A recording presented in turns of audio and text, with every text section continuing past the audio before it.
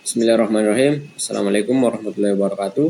Perkenalkan, nama saya Muhammad Rizky Ramadhani dengan NIM 2021210536, kelas SI 303. Di video kali ini saya akan memaparkan laporan analis perancangan sistem informasi penjualan spare part motor menggunakan barcode berbasis client server atau Pasaraya Motor Makassar.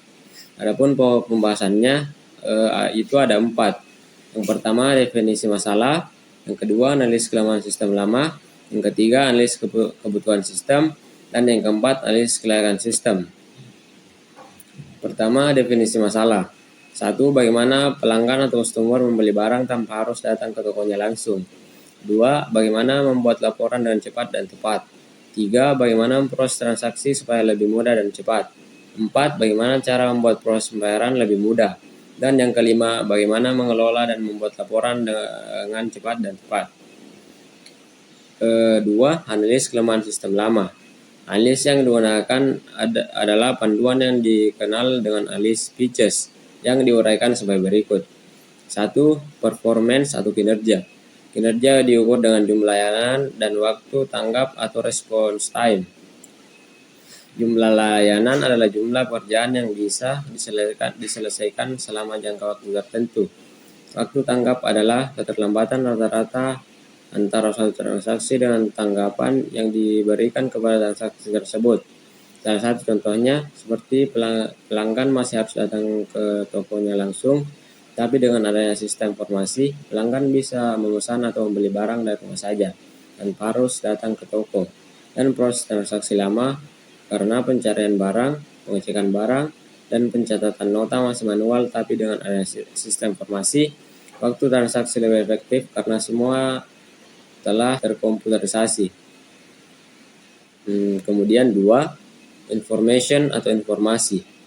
Aspek informasi dalam sistem yang belum terkomputerisasi menjadi perhatian utama karena informasi ada sifatnya statis dan membutuhkan waktu yang relatif lama dalam pembuatannya.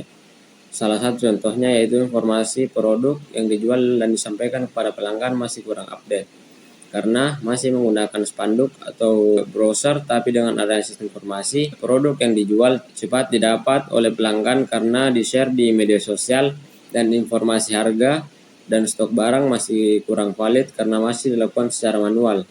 Tapi dengan menggunakan sistem informasi yang didapat cepat, tepat, dan akurat. Yang ketiga, ekonomi.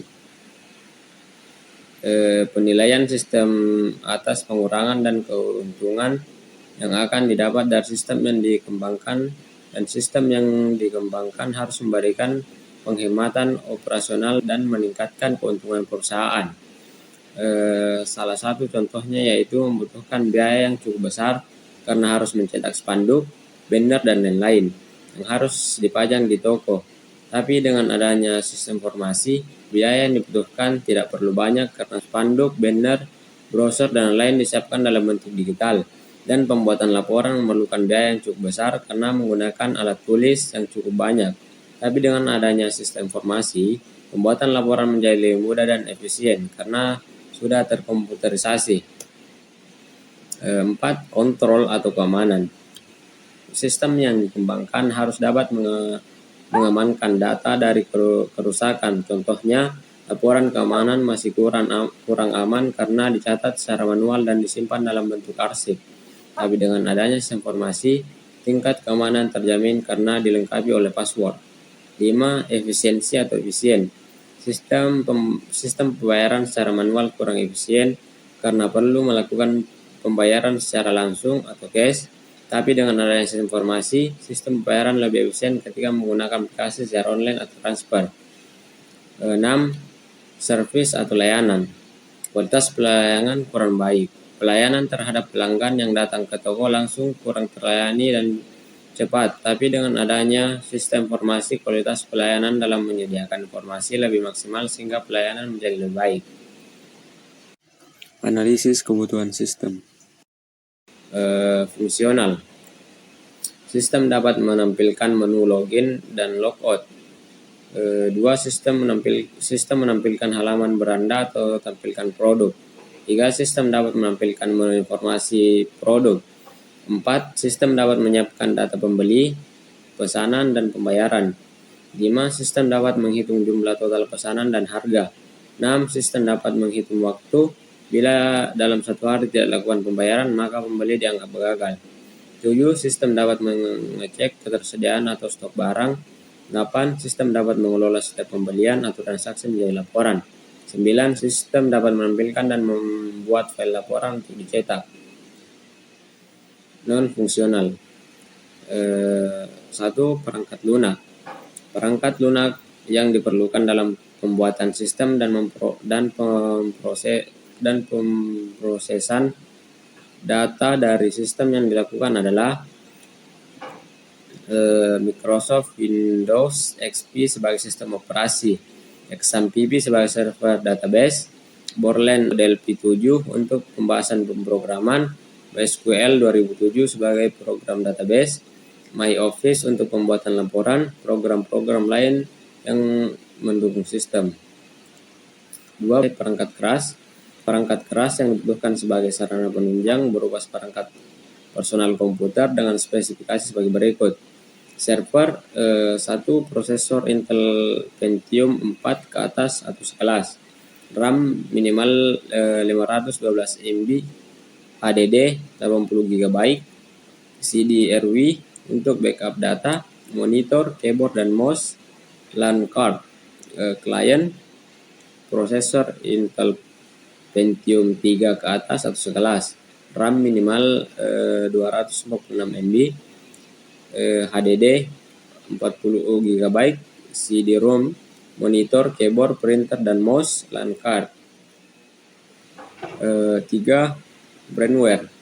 Operator sebagai pelaksanaan dari sistem yang telah dibuat meliputi proses input data, pengeditan, pemeliharaan, dan pembuatan laporan. Teknisi diperlukan untuk melihara perangkat keras dan perangkat lunak yang mendukung aplikasi dan perawat perangkat keras. Analisis kelayakan sistem. Kelayakan teknis. 1. Ketersediaan teknologi yang dibutuhkan sarana komputer dan perangkat lunak yang sudah di pasaran dan sarana umum sebagai besar sudah dimiliki oleh semua orang. 2. Teknologi yang sudah ada pada umumnya adalah teknologi manual sehingga relatif masih mudah untuk diganti dengan sistem terkomputerisasi sehingga tidak ada masalah pengintegrasian.